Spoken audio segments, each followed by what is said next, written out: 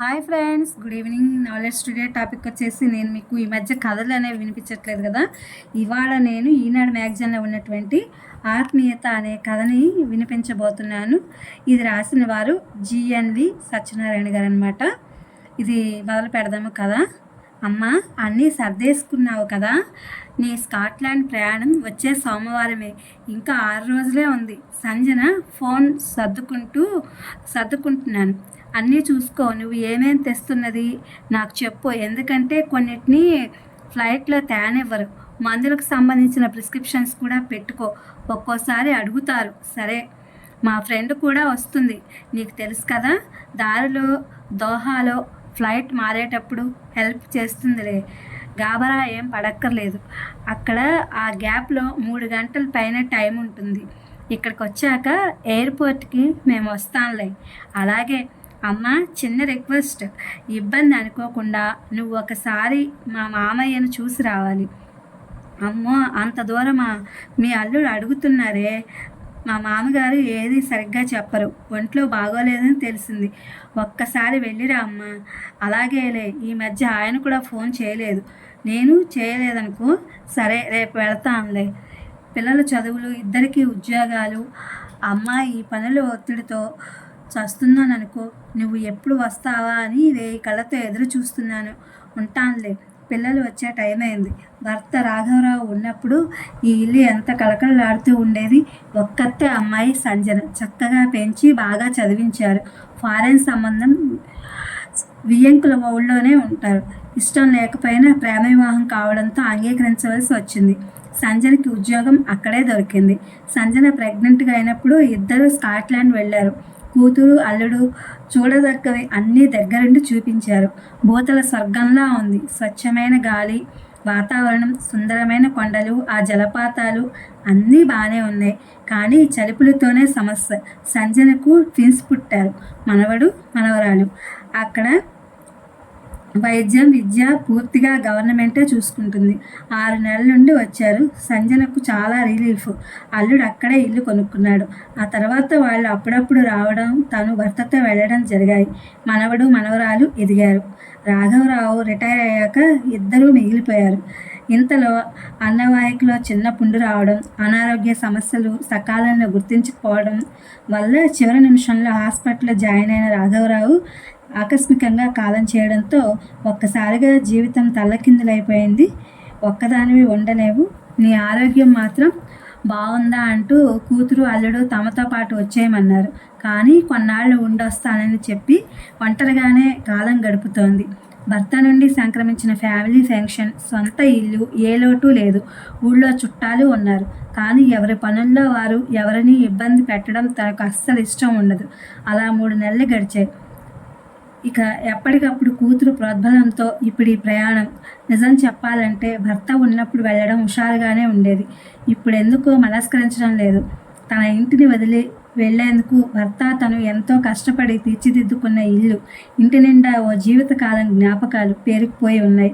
ప్రతి చోట మూల ప్రతి వస్తువులో వాటన్నిటినీ మూటగట్టి మూలన పెట్టి వెళ్ళిపోవాలంటే మనసు మూగగా రోధిస్తోంది. ఇక ఇంటి బయట తామిద్దరూ శ్రద్ధ తీసుకుని పెంచిన అన్ని రకాల చెట్లు, వాటి పండ్లు, పూల మొక్కలు, వాటి మీద తిరుగాడే పక్షులు, నువ్వు కూడా మమ్మల్ని వదిలిపోతావా అని దీనంగా చూస్తున్నట్లు, బతుకులు ఎల్లకాలం ఒకేలా సాగవు, సాగే ఈ జీవితం నిండా అన్నీ ఎత్తుపల్లాలే. అమ్మగారు పిలుపు వినిపించింది. రంగయ్య, అతని భార్య రాములమ్మ ఇద్దరూ వచ్చారు. పెరట్లో గుడిసె వేసుకుని ఇల్లు చూసుకుంటాం అంటున్నారు. ప్లేస్ చూపించి ఇక్కడ వేసుకోండి అన్న. చాలా కాలంగా తెలుసు, అయినా ఎందుకైనా మంచిదని అవసరమైనప్పుడు ఖాళీ చేయాలని చెప్పాను. రేపు పొద్దున్నే 6 గంటలకు వచ్చి వేసుకుంటాం అని వెళ్ళిపోయారు. మరుసటి రోజు గుడిసె వేసుకున్నారు. 11 గంటలకల్లా వంట ముగించి భోజనం చేశాను. చేసిన సాంబారు, చిక్కుడుకాయ వేపుడు 2 బాక్సుల్లో సర్ది ఫోన్ చేశాను. నరహరరావు గారు ఫోన్ ఎత్తారు.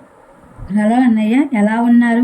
బాగానే ఉన్నానమ్మా, నువ్వెలా ఉన్నావు? ఈ మధ్య నేను ఫోన్ చేయలేదు. అవును, నెక్స్ట్ వీక్ స్కాట్లాండ్ వెళ్తున్నావంట.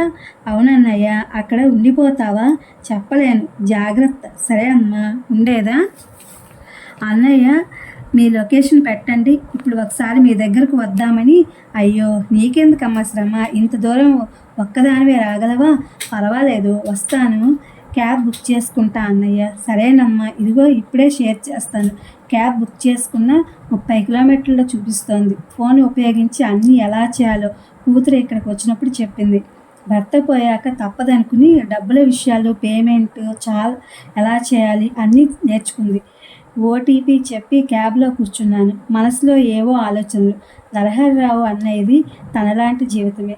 తన విజయపురాలు పోయి సంవత్సరం అయింది. కొడుకు బలవంతం మీద స్కాట్లాండ్ వెళ్ళిన ఆయనకు ఆరోగ్య సమస్యలు చుట్టుముట్టాయి.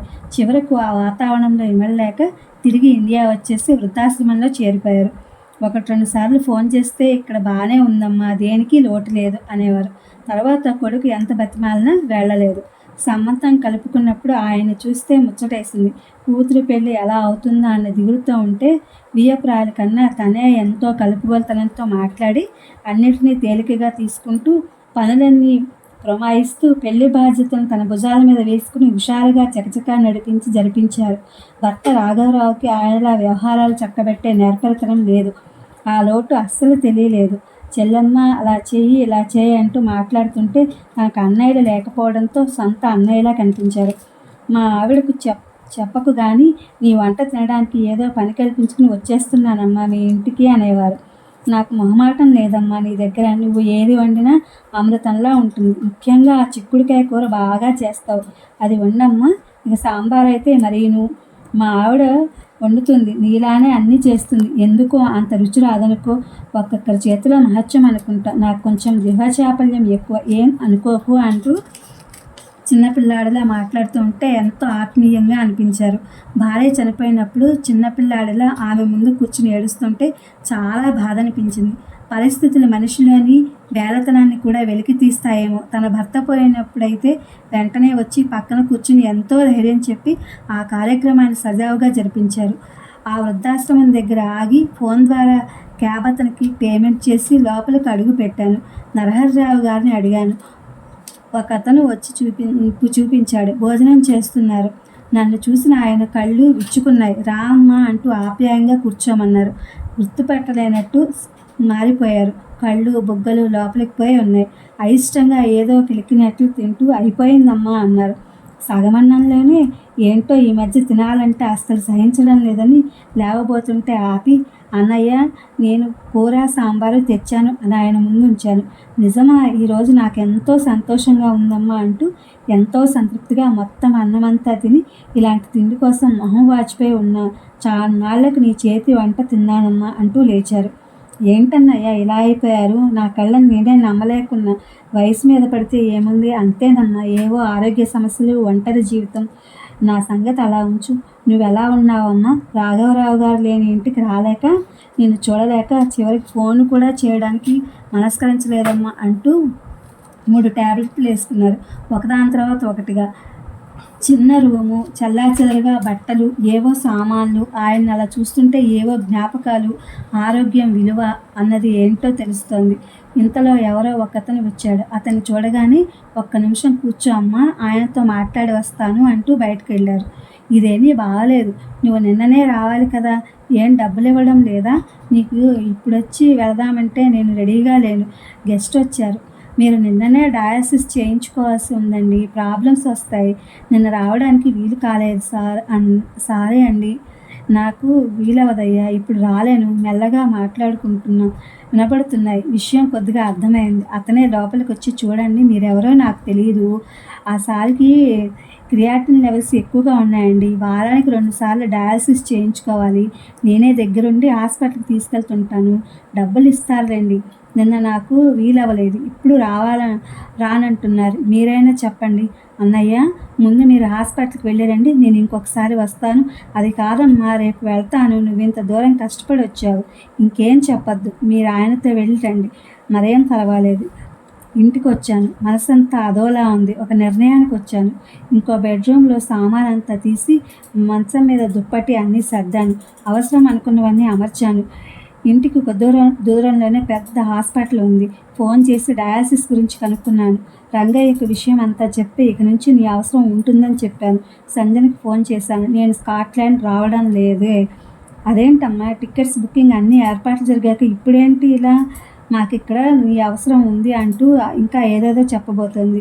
ఇక్కడ కూడా ఒకరికి నా అవసరం ఉంది స్థిరంగా చెప్పాను. ఇది ఫ్రెండ్స్ ఆత్మీయత అనే కథ. ఈ కథ చాలా బాగుంది కదా. ఇప్పుడు ఆత్మీయతల గురించి వాటి గురించి చాలా తక్కువగా ఉన్నాయి, కానీ ఈ కథలో ఇవన్నీ కూడా బాగా చెప్పడం జరిగింది.